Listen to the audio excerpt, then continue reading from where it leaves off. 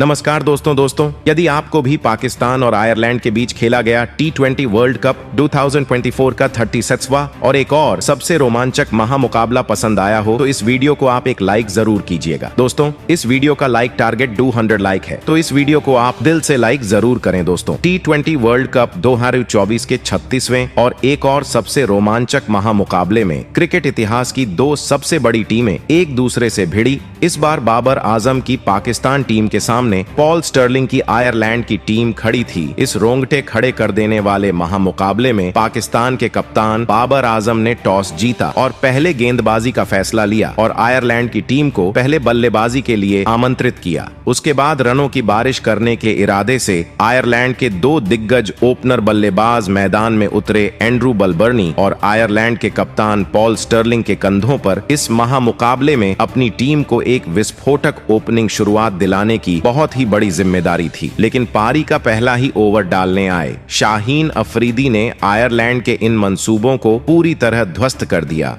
और अपने पहले ही ओवर में एंड्रू बलबर्नी को क्लीन बोल्ड कर दिया और एंड्रू बलबर्नी बिना खाता खोले ही आउट हो गए। एंड्रू बलबर्नी के जल्दी आउट हो जाने के बाद अब आयरलैंड की टीम की तरफ से लॉर्कन टिकर को मैदान में उतरना पड़ा। लेकिन लॉर्कन टक्कर को भी अपनी इसी ओवर में शाहीन अफरीदी ने मोहम्मद रिजवान के हाथों कैच आउट कर दिया। लॉर्कन टक्कर दो गेंद में बस 2 रन बनाकर आउट हो गए। पहले ही ओवर में शाहीन अफरीदी की शानदार गेंदबाजी ने आयरलैंड की टीम को पूरी तरह दबाव में डाल दिया था। अब मैदान पर हैरी टेक्टर उतरे थे, लेकिन तभी उसकी अगली ही ओवर में आयरलैंड के कप्तान पॉल स्टर्लिंग को मोहम्मद आमिर ने मोहम्मद रिजवान के हाथों कैच आउट कर दिया। पॉल स्टर्लिंग 2 गेंद में बस 1 रन बनाकर आउट हो गए। अब आयरलैंड की टीम बहुत ही बड़ी मुसीबत में थी। पाकिस्तान की गेंदबाजी पहली बार शानदार फॉर्म में नजर आ रही थी। अब मैदान पर कर्टिस कैंपर उतरे थे और कर्टिस कैंपर की पहली ही गेंद पर उन्हें एक महत्वपूर्ण चौका मिला। लेकिन तभी उनके साथ बल्लेबाजी कर रहे हैरी टेक्टर को शाहीन अफरीदी ने एल्बिट ब्लू आउट कर दिया। हैरी टेक्टर भी बिना खाता खोले ही आउट हो गए। पाकिस्तान की शानदार गेंदबाजी के आगे आयरलैंड के बल्लेबाज पूरी तरह बेबस दिख रहे थे। अब आयरलैंड की टीम की तरफ से जॉर्ज डॉकरेल मैदान में उतरे थे और फिर यहां से कर्टिस कैंपर और जॉर्ज डॉकरेल ने पाकिस्तान की खतरनाक गेंदबाजी को कड़ी टक्कर और एक महत्वपूर्ण साझेदारी बनाना शुरू कर दिया। लेकिन अब पाकिस्तान की गेंदबाजी के सामने खेलना आयरलैंड के दोनों ही खिलाड़ियों को असंभव हो चुका था और फिर तभी गेंदबाजी पर आए मोहम्मद आमिर ने सेट हो चुके जॉर्ज डॉकरेल को अपनी ही गेंद पर कैच आउट कर दिया। जॉर्ज डॉकरेल 10 गेंद में 11 रन बनाकर आउट हो गए। अब आयरलैंड की टीम ने केवल 6 ओवर में ही अपनी आधी टीम को खो दिया था। अब आयरलैंड की टीम की तरफ से गैरेट डिलिनी आए थे, लेकिन तभी गेंदबाजी पर आए हैरिस रॉफ ने कर्टिस कैंपर को साइम अयूब के हाथों कैच आउट कर दिया। कर्टिस कैंपर 14 गेंद में 7 रन बनाकर आउट हो गए। पाकिस्तान की इस तरह की अद्भुत गेंदबाजी के सामने आयरलैंड का 50 का आंकड़ा पार करना भी अब नामुमकिन लगने लगा था। अब मैदान पर मार्क अडर उतरे थे। इसी जोड़ी पर आयरलैंड की इस मुकाबले में पूरी किस्मत टिकी हुई थी और फिर यहां से मार्क अडर और गैरेट डिलिनी ने मिलकर पाकिस्तान की खतरनाक गेंदबाजी के सामने डटकर बल्लेबाजी करी और एक महत्वपूर्ण साझेदारी बनाना शुरू कर दिया, खास करके आयरलैंड के विस्फोटक बल्लेबाज गैरेट डिलिनी। इस मुकाबले में लगातार पाकिस्तान की गेंदबाजी पर आसानी से बड़े शॉट खेल रहे थे। गैरेट डिलिनी और मार्क अडर के बीच अब 44 रनों की साझेदारी बन चुकी थी। लेकिन फिर तभी गेंदबाजी पर आए इमाद वसीम ने खतरनाक बल्लेबाजी कर रहे गैरेट डिलिनी को शादाब खान के हाथों कैच आउट कर दिया। गैरेट डिलिनी 19 गेंदों में 31 रन बनाकर आउट हो गए। इमाद वसीम ने एक महत्वपूर्ण मौके पर आकर आयरलैंड की इस मजबूत दिख रही साझेदारी को अब तोड़ दिया था। लेकिन अब आयरलैंड की टीम की तरफ से बैरी मैकर की उतरे थे। लेकिन तभी दूसरे छोर पर सेट हो चुके मार्क अडर को इमाद वसीम ने शाहीन अफरीदी के हाथों कैच आउट कर दिया। मार्क अडर 19 गेंदों में 15 रन बनाकर आउट हो गए।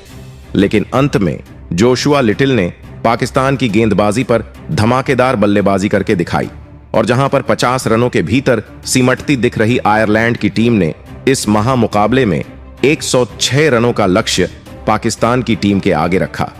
उसके बाद आयरलैंड से मिले 107 रनों के लक्ष्य का पीछा करने पाकिस्तान के दो दिग्गज ओपनर बल्लेबाज मैदान में उतरे।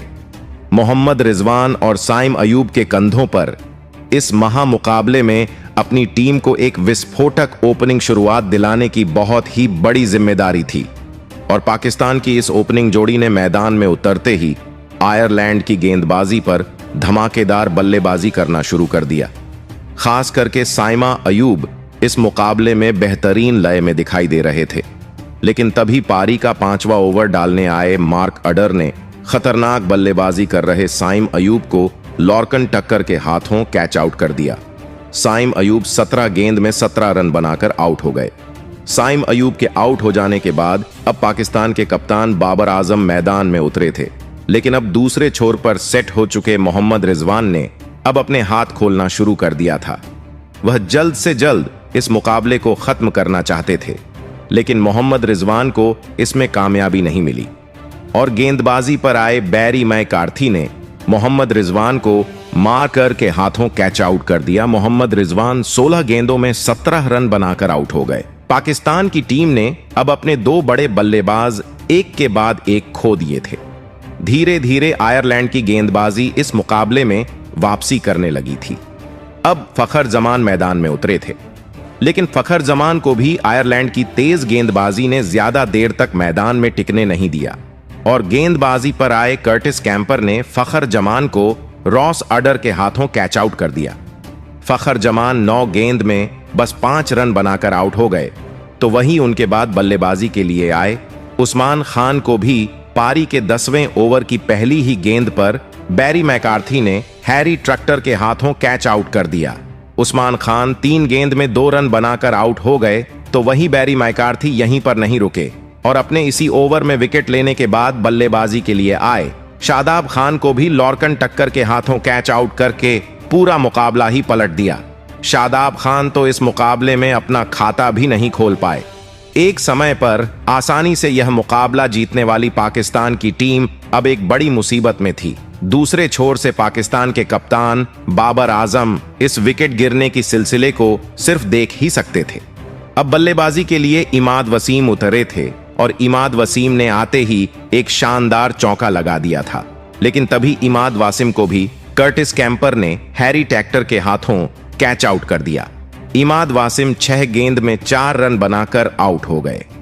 अब पाकिस्तान की टीम ने केवल 62 रनों में अपने 6 बल्लेबाजों को खो दिया था। मुकाबला अब पूरी तरह रोमांचक हो चुका था। अब बल्लेबाजी के लिए अब्बास अफरीदी उतरे थे। दबाव पूरी तरह पाकिस्तान की टीम पर था, लेकिन पाकिस्तान की टीम के लिए एक चीज सही हो रही थी और वह थी कि उनके कप्तान बाबर आजम अभी भी दूसरे छोर पर मौजूद थे।